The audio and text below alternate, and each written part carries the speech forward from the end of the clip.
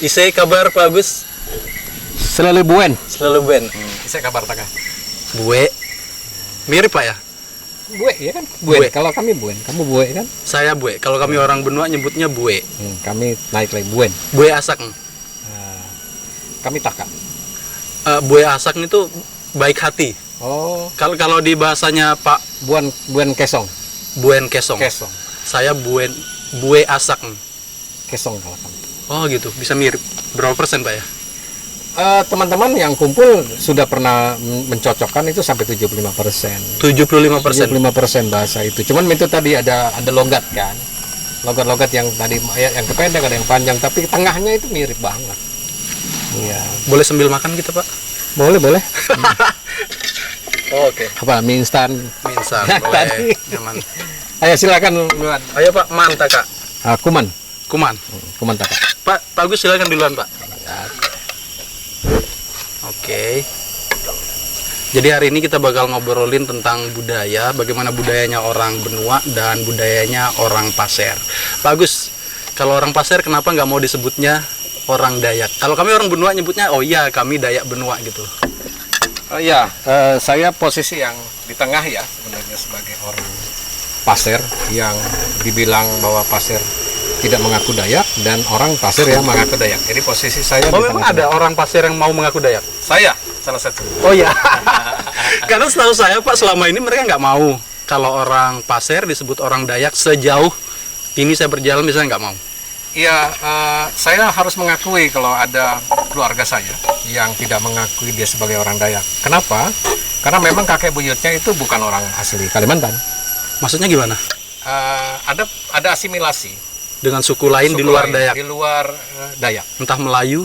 Ya, Jawa, mungkin dari Sulawesi. Oh, ya, atau mungkin dari Gujarat atau dari Arab. Berarti Pak Agus bisa bilang kalau ada orang Pasir tidak mengaku Dayak berarti dia campuran Melayu. Iya, bisa dibilang begitu. Jadi bukan saya yang ngomong ya Pak Agus ya yang ngomong. Saya harus bertanggung jawab dengan apa yang saya sampaikan karena memang saya ada di dalam keluarga saya. Oh, oke. Iya, jadi keluarga saya ada yang memang kakeknya untuk keluarga dulu memang menikah dengan orang luar. Sehingga dari PES saja kita bisa ngelihat ya tidak ada kemiripan dengan orang Dayak. Mohon maaf, saya sampaikan itu. Jadi kalau misalnya PES-nya dia mirip dengan orang-orang dari Gujarat, misalnya dari Arab, ya tidak bisa dibilang dia orang Dayak. Orang Dayak malah mirip ke wajah Cina kan? Ya kalau di tempat kami di orang Benua itu biasanya disebutnya Pahu, ulun Pahu. Artinya sebenarnya dia orang Dayak, tapi kemudian berpindah keyakinan. Makanya kalau di daerah Kutai Barat, di daerah Penawai namanya ada satu kampung daerah Penawai itu dulu ada kayak apa sih yang sungai lebih dalam itu loh Pak. Ada orang Dayak mereka buang minyak babinya ke dalam situ. Apa ya kayak apa ya? Guntung kalau kami orang Benua bilang. Nggak tahu kalau bahasa Pasir gitu. Gentung. Oh gentung ya. Aku baru tahu dulu. Mirip kan? Mirip ya. Oh ya. Akhirnya mereka mengakunya bukan sebagai orang Benua tapi orang Pahu. Kalau di Pasir itu gimana Pak? Ada yang memang akhirnya Pasir itu bukan Dayak. Begitu. Tapi ketika kita telusuri secara keturunan leluhurnya dia, oh dia mana sebenarnya orang Dayak. Misalnya budaya belian itu sama dengan Dayak-Dayak lain. Kita tanya belian itu dari mana? Orang Pasir yang tidak mengaku Dayak nggak ngerti kan? Pernah Anda lihat belian di suku Dayak lain? Kalau di Benua masih Pak sampai sekarang. Di Pasir pun masih. Sampai sekarang masih? Sampai sekarang masih gitu ya. Nah walaupun ya mohon maaf memang yang banyak masih belian-belian itu memang orang yang masih menganut keharingan. Walaupun ada Islam, mungkin Islamnya tidak terlalu fanatik misalnya begitu. Itu masih. Kalau di tempat saya enggak sih Pak, gini. Di tempat saya apa ya bahasa tepatnya? Kalau di suku saya orang Benua. Agama ya agama, kalau budaya tetap berjalan. Pilihan sih Pak sebenarnya kan ada orang yang ingin tetap melestarikan budaya tanpa meninggalkan agama. Mikirnya seperti itu. Oke, Pak Agus. IKN kan udah hadir nih. Penetapannya udah. Posisinya orang Dayak dengan hadirnya IKN, Pak Agus melihatnya seperti apa? Iya, kalau saya yang mengaku Dayak ya. Saya juga Dayak dong Pak. Saya orang Pasir yang mengaku Dayak, walaupun nanti ada keluarga saya bilang Pasir bukan Dayak. Karena tadi ada proses asimilasi, kemudian leluhur dia memang bukan dari Kalimantan. Sehingga sah-sah saja menurut saya ketika ada keluarga yang memang bicara bahwa kami bukan Dayak, Tapi Pasir ya Pasir. Oke. Tapi kalau ada Pasir mengaku bahwa dia Dayak, ya karena memang leluhur kami orang pedalaman ya, orang yang dari asal muasalnya dari sini memang. Dengan hadirnya IKN buat kami yang kebetulan itu bagian dari rumah leluhur kami ya, di IKN ini ada hal yang bisa dibilang keberuntungan. Kita punya kebanggaan. Kenapa kok ternyata dipilih tempat kita yang menjadi ibu kota baru, ibu kota Nusantara. Walaupun sebenarnya dalam cerita sempuri kami, orang-orang Pasir, dulu kawasan yang menjadi ibu kota ini adalah kawasan yang kaya raya. Itu ada cerita dari mulut ke mulut yang sempuri ya dalam bahasa Pasir itu, bahwa daerah itu ada daerah kaya raya, yaitu Rekan Tatau. Gimana? Rekan Tatau. Rekan Tatau. Rekan Tatau itu daerah kaya raya. Itu pernah ada kejayaan di tempat ini sebelum karena hanya saja tidak tercatat. Itu dari cerita mulut ke mulut ya, dari leluhur, dari kakek nenek ke kami, ke orang-orang tua sampai ke kasar saya lah, bahwa itu ada daerah yang jadi ibu kota sekarang itu ada Rekan Tatau. Nah, bicara Rekan Tatau itu bukan hanya orang Pasir, tetapi ada suku-suku yang bahasanya mirip, budayanya mirip. Oh, oke. Nah, begitu. Nah, saya berusaha untuk mengumpulkan, misalnya dengan benua, tadi hampir sama banyak bahasa Ya. mirip. Kemudian di Kalimantan Selatan, ada orang-orang dusun, bukit di sana. Bahasanya mirip sekali juga dengan Pasir. Kalau di Kutai Barat ada orang Bentian ya. Ya betul. Bentian mirip, terus benua mirip, terus Basap beda ya kayaknya. Beda deh kayaknya. Pasap beda sekali. Beda. Ya. Nah, kemudian di Kalimantan Tengah itu ada dua di sana. Ada Dayak Luangan dan Teboyan yang di Ampah. Itu bahasanya mirip dan cerita luhur ke leluhur sama orang-orang Pasir dengan orang bukit ya di Kalimantan Selatan. Dusun itu mirip sekali. Cerita-cerita ya sempuri cerita orang tua dari mulut ke mulut ini sama. Kemudian ritual belian, penyampaian mantra-mantra itu mirip, walaupun ada bahasa yang mungkin sudah ada perubahan-perubahan di Pasir terutama, tetapi bahasa mantra dengan orang-orang di benua di Kutai Barat, orang-orang yang ada di Bentian di Kutai Barat juga, itu sama, cara-cara ritualnya sama. Nah, ini membuktikan bahwa ternyata orang-orang di sekitar IKN itu bukan hanya orang Pasir. Jadi ada cerita besar di balik itu, ya. Kalau saya hitung, misalnya Pasir sendiri yang bahasanya mirip dengan benua, dengan Bentian. Iya. Kemudian di Kalimantan Tengah ada Luangan, ada Teboyan. Saya nggak tahu kalau yang di Kalimantan Tengah bahasanya hampir 80% mirip benua Pasir. Oh, ya, itu malah dekat sekali. Oh, Dekat dengan benua sekali. Iya. Kalau kami malah dekat dengan orang di Kalimantan Selatan. Jadi Oh, dekat-dekat. begitu. Iya. Ya, akhirnya sepakat bahwa ada namanya Gunung Lumut. Di Gunung Lumut itu ada gunung namanya Ot Olo, Olo Bolum, dan Olo Mati. Oh, Ya. hari hidup dan hari mati. Ya. Matahari muncul, matahari Ya. tenggelam juga bisa. Nah, ini jadi satu benang merah ya, menyambung leluhur bahwa ada gunung yang menjadi kiblat orang-orang mirip ya. yang itu. Aku juga kaget. Olo Bolum, Olo Mate. Kalau di tempat saya nyebutnya Olo Bolum, Olo Mate. Ya, sama kan? Oh, oke. Dari situ dulu berangkatnya. Ternyata itu orang di Kalimantan Selatan juga nyebut itu. Oh, begitu. Di Kalimantan Tengah dua Boyan dan Luangan itu ya sama. Olo Bolum, Olo Mati. Ada dua bukit. Nah, itu semua mengarah ke Pegunungan Meratus. Oh, begitu. Iya. Jadi sekarang IKN itu berada di mana? Di kaki Gunung Meratus kan, di kaki Pegunungan Meratus. Kebetulan di wilayah Pasir. Saya baru tahu dong, benar, sumpah. Saya orang Dayak, tapi baru dengar informasi seperti ini nih, baru dari Pak Agus sendiri. Berapa tahun Pak lakukan identifikasi? Sebenarnya kita mulai gencar ya pra IKN sebenarnya sudah mulai kita kumpul-kumpul, tapi lebih gencar lagi ketika sudah ditunjuk IKN itu di Kalimantan Timur. Nah, sehingga memang kita butuh identitas. Saya sebagai orang Pasir juga butuh identitas. Misalnya Balikpapan ini kan nama Balikpapan itu diambil dari nama suku asli. Balik dan Papan.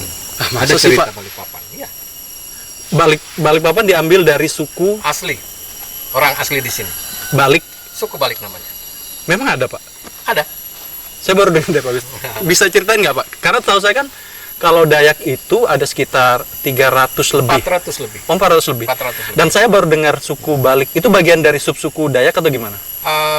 Iya, jadi penamaan pasir itu kan baru muncul awal-awal abad 17 sebenarnya. Tetapi sebelum abad 17, itu kan bukan nama pasir, kan kerajaannya Sadurangas waktu itu. Oh ya, Sadurangas. Sadurangas. Putri dalam Petung. Ya, Saya ingatnya Putri dalam Petung. Nanti generasi berikutnya baru memberi nama baru, yaitu nama pasir, begitu. Nah, sementara suku Balik ini sebenarnya rumpun pasir. Ada sejarah pasir ketika orang tua dari Putri dalam Betung, mereka itu punya 4 saudara dan 6 pamannya yang punya misi mencari raja. Ini cerita-cerita rakyat pasir ya. Nah, mencari raja karena pasca hilangnya kerajaan di pasir itu tenggelam dalam arti moksa ya, dalam arti moksa, jadi menghilang di alam gaib. Nah itu tidak, tapi ada keturunan lain yang sekarang mau mengumpulkan kembali. Nah, muncullah tokoh-tokoh, para pemangku adat, temenggung. Jadi salah satunya memang Temenggung Doyong itu adalah yang bisa dibilang itu orang tuanya Putri dalam Betung. Nah, karena dia merasa hanya bagian dari bangsawan, dari kerajaan yang pernah hilang itu, maka dia tidak berhak untuk menjadi raja. Sehingga mereka mengumpulkan saudara dan keluarganya, ayo kita cari raja. Dan cerita mencari raja ini oleh masyarakat pasir di tanah pasir, termasuk di Balikpapan, ini adalah cerita kami. Semua orang pasir yang pasir ya Dayak ya, pasir Dayak itu jelas pasti tahu itu cerita itu, karena itu memang diceritakan dari kakek nenek kami tentang sejarah orang dulu ada pencarian raja. Nah sehingga akhirnya ada raja yang Putri dalam Betung. Oh gitu. Saya sempat mikir gini, kalau Balik itu yang dimaksudkan adalah orang pasir yang beragama Islam, dia kembali menghadap ke Tuhan gitu loh Pak. Saya pikir seperti itu. Kan yang saya ketahui kalau di pasir itu Hindu Keharingan kan ya? Ya, sama lah.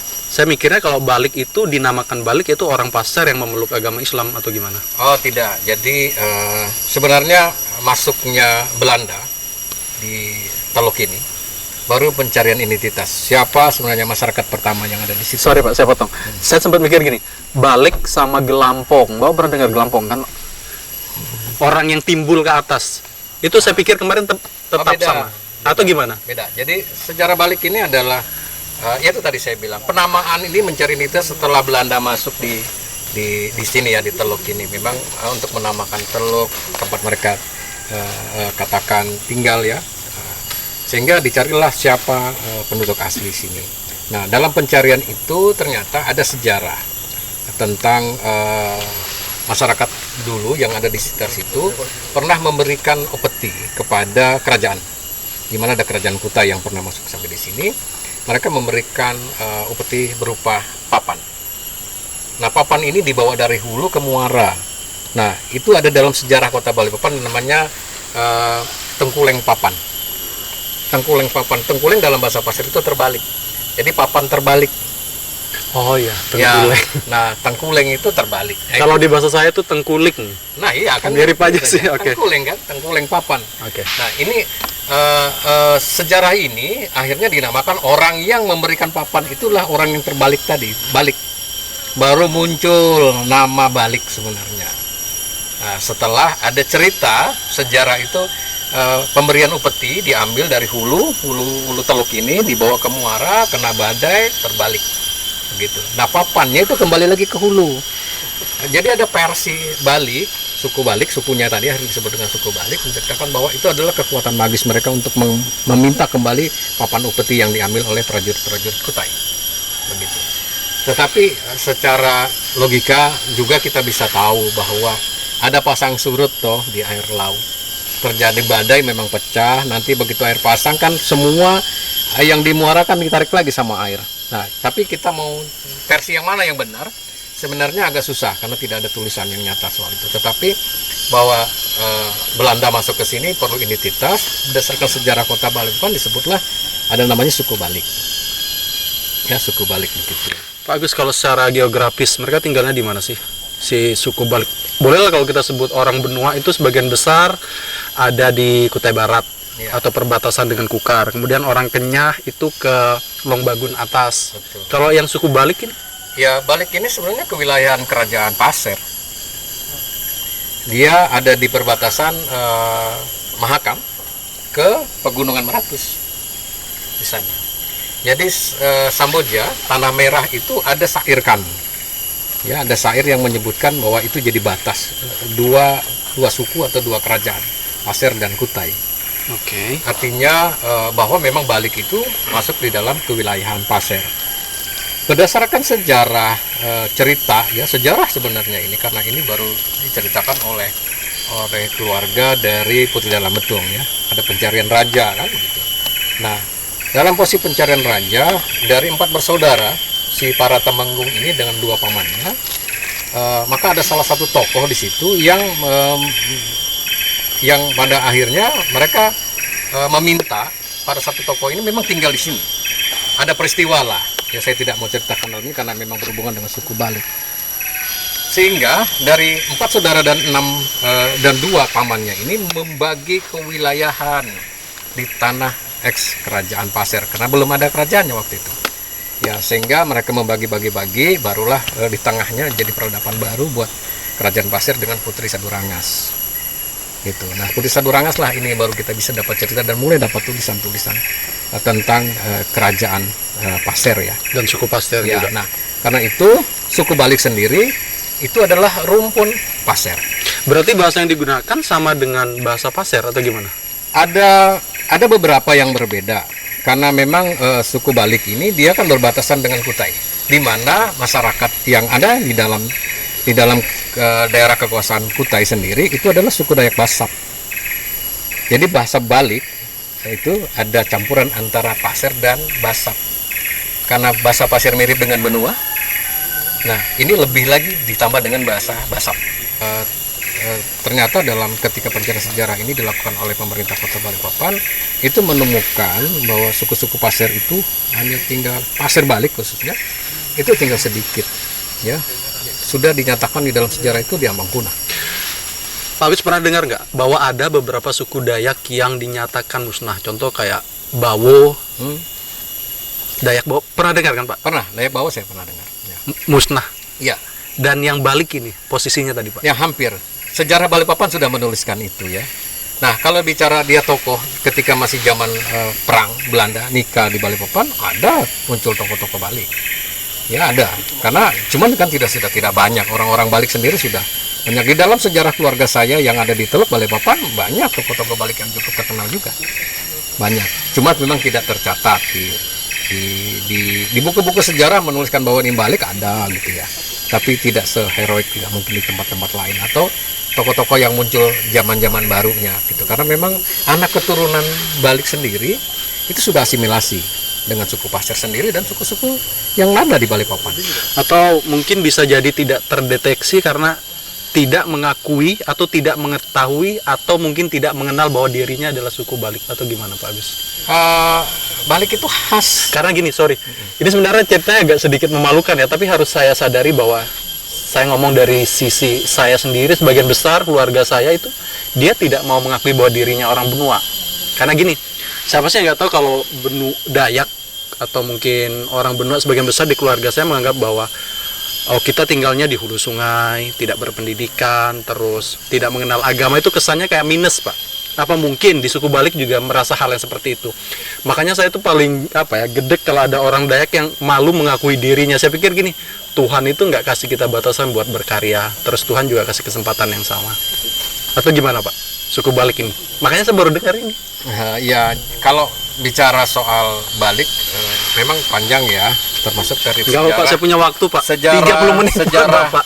Sejarah orang tua Putri Dalam Betung mencari raja sebelum menemukan putri menjadi ini yang diangkat jadi putri mahkota, bahkan jadi raja di kerajaan Sadurangas.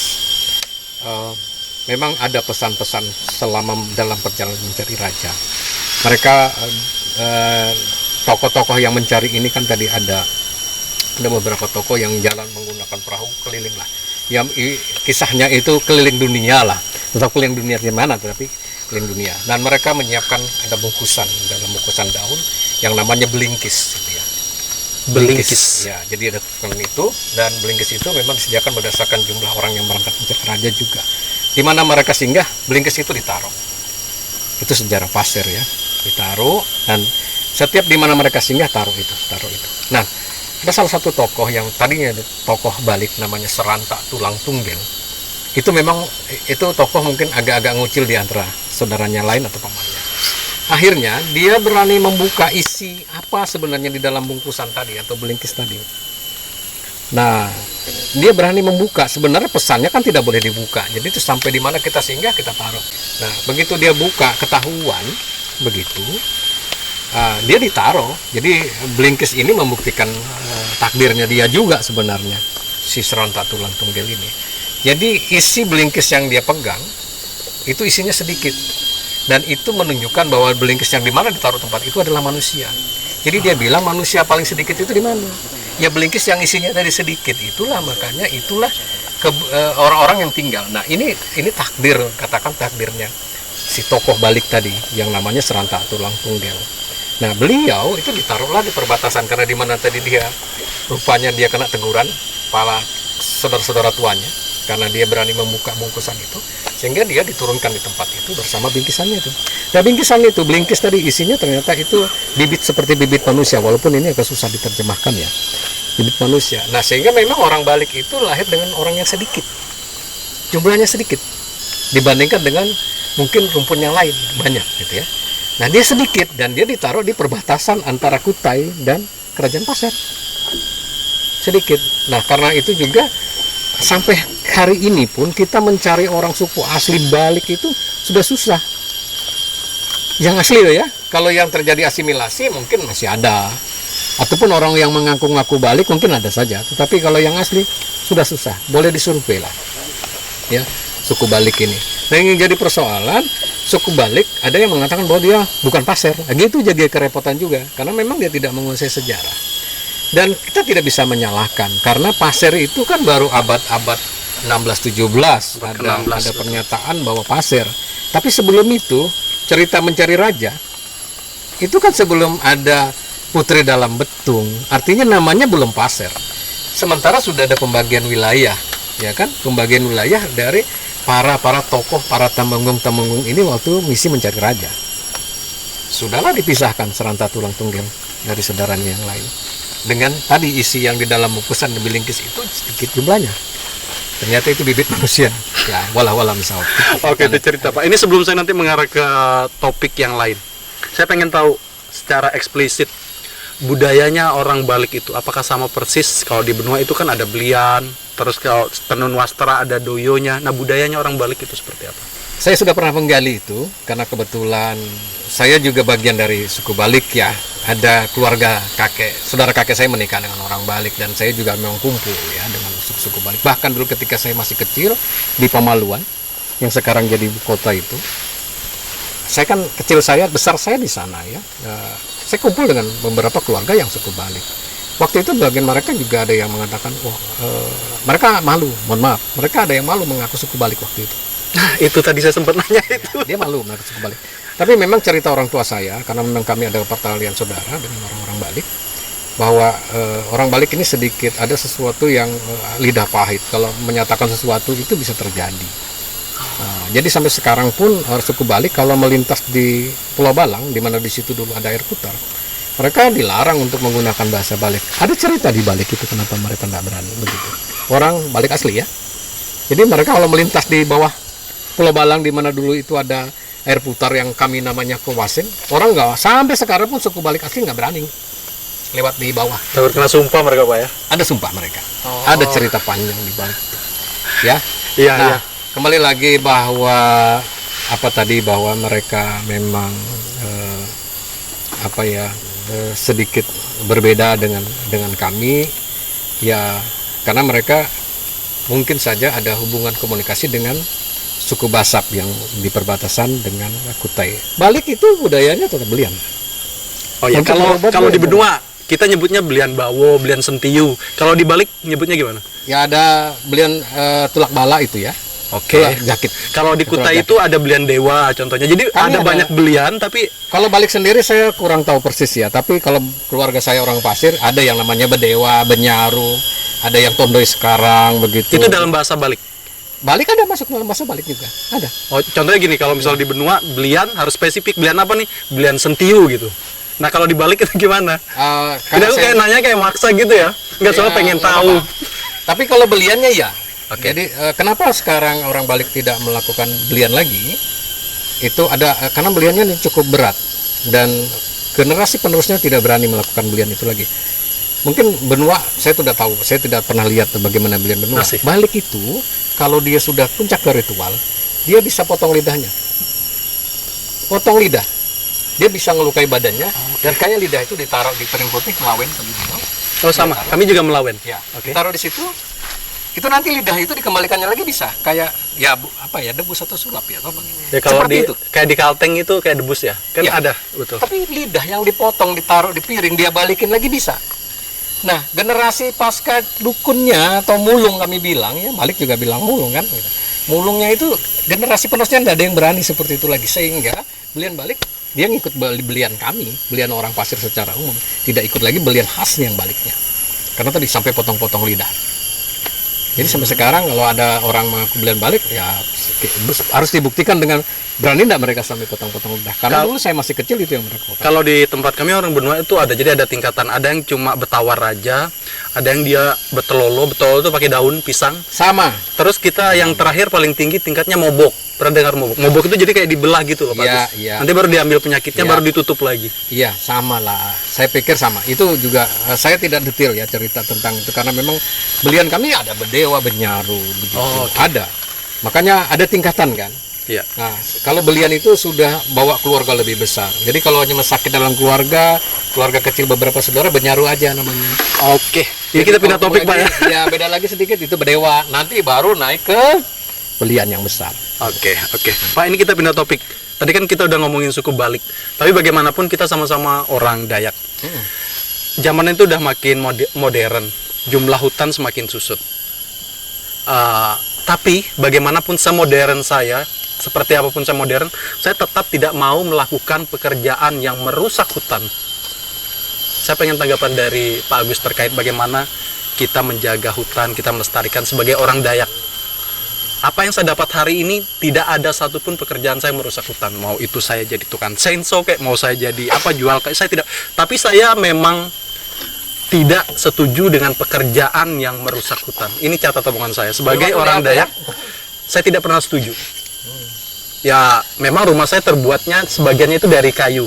Saya akui, dan kayunya itu bukan kayu yang disertifikasikan. Kalau di luar negeri, kayu itu harus punya sertifikat. Baru boleh dijual. Beda kalau di Indonesia jual gitu aja.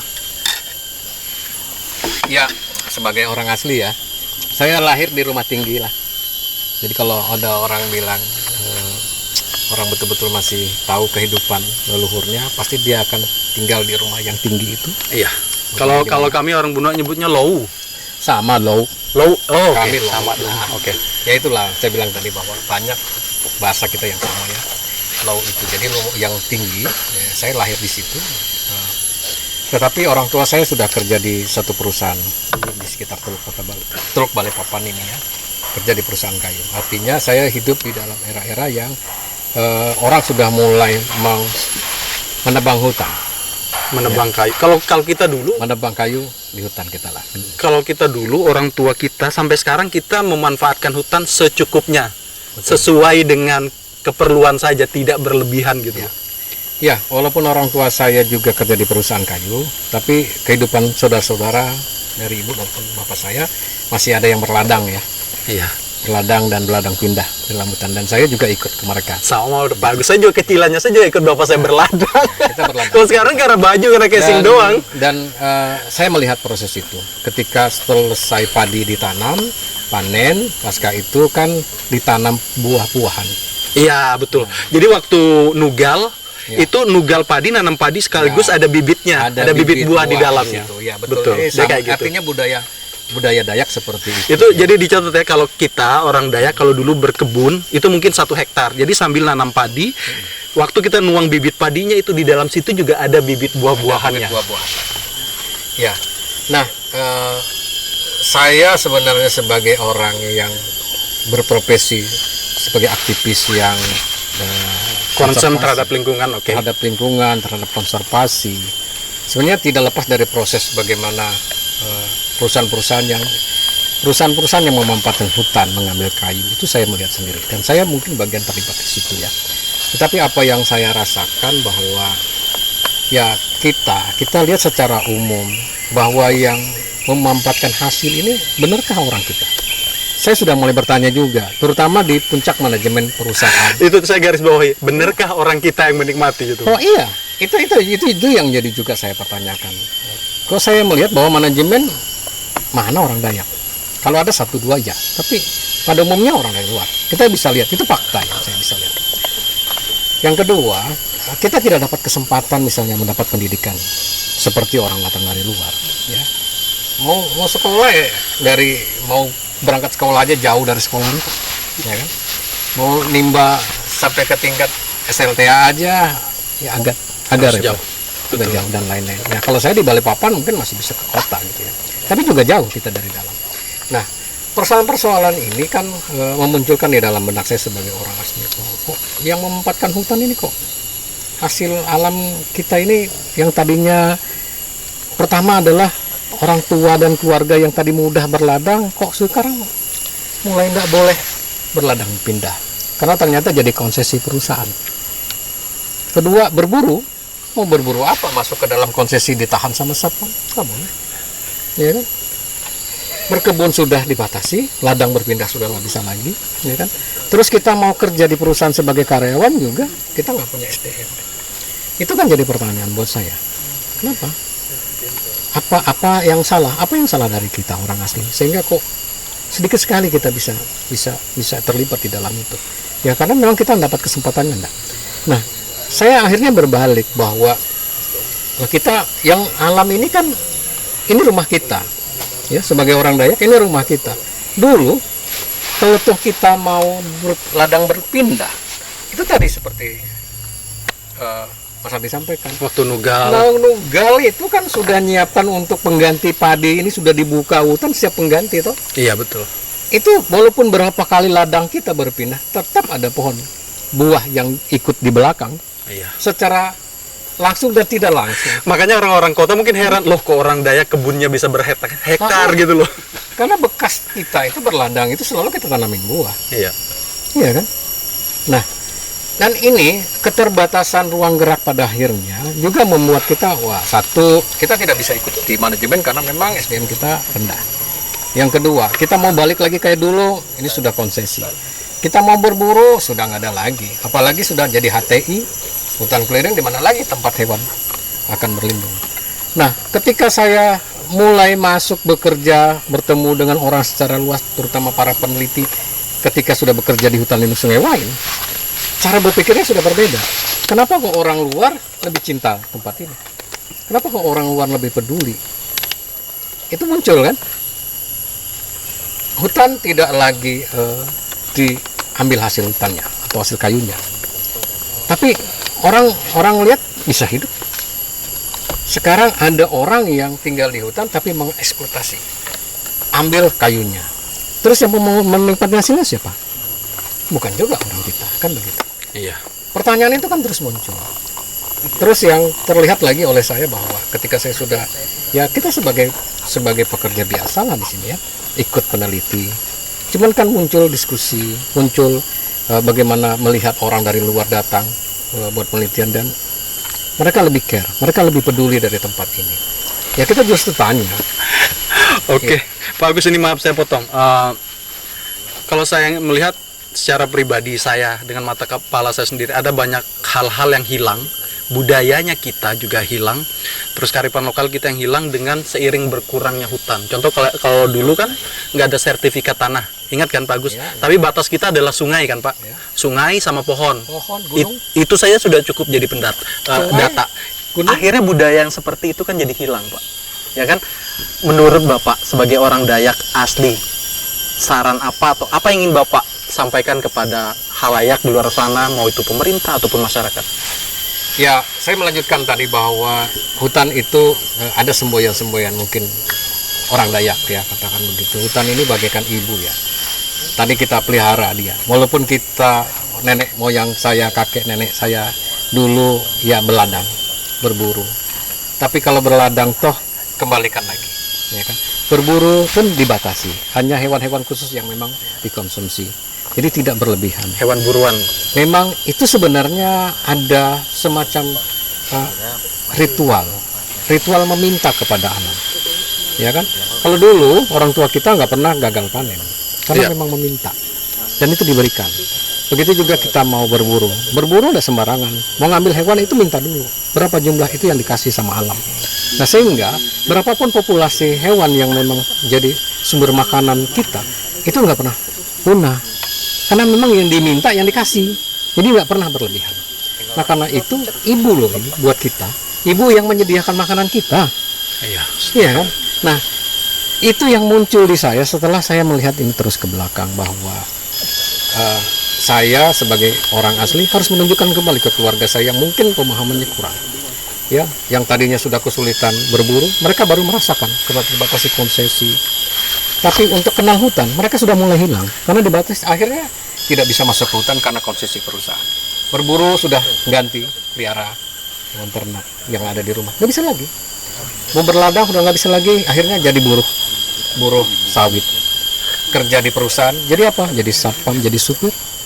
Tingkat itu. Hutannya rusak, dapatnya nggak seberapa. Itu yang terjadi, kita bisa lihat. Nah, saya akan mencoba melihatkan itu bahwa nasib kita orang asli sebenarnya memang kekurangan adalah SDM kita. Cara pandang kita yang mungkin masih terus terbawa arus suasana, bahwa ditekan kita nggak berani fight seperti orang-orang di luar. Kita ingin berbagilah sudah yang benar. Kasihlah kesempatan kami SDM tadi, yang saya maksud. Kasihlah ruang, jangan dipilih untuk orang dari luar terus gitu. Kasihlah ruang kita, terutama IKN. Kakek, nenek, leluhur buyut saya makannya di IKN loh.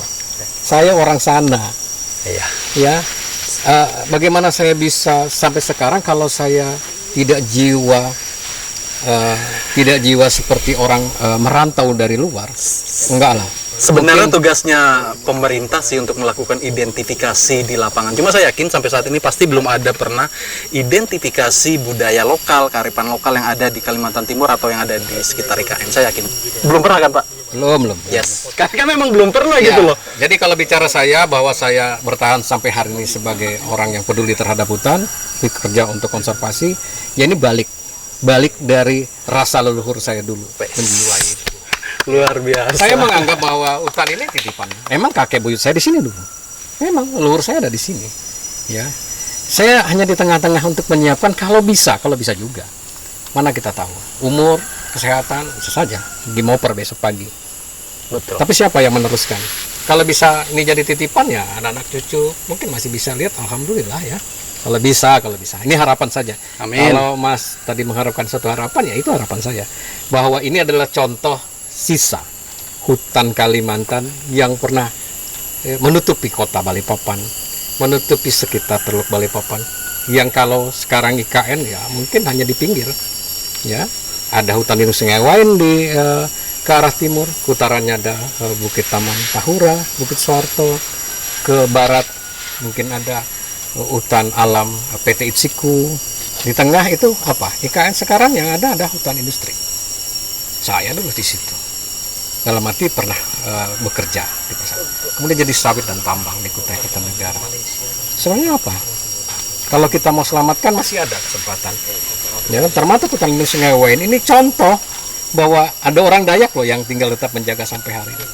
Dan itu adalah Pak Agus. Oke, Pak Agus, terima kasih banyak. Oke, sama-sama. Terima kasih. Dan kita berharap bahwa apa yang Pak Agus lakukan ini nanti juga dilakukan oleh teman-teman, khususnya nih pesannya buat teman-teman yang punya root Dayak, darahnya orang Dayak, bukan begitu Pak Agus? Ya, kita sepakat soal itu. Kalau bukan kita, siapa lagi? Ya. Dan ingat satu pesan saya, kalau ngambil jangan terlalu banyak, ya, jangan terlalu rakus, karena Tuhan itu nggak suka yang berlebih-lebihan.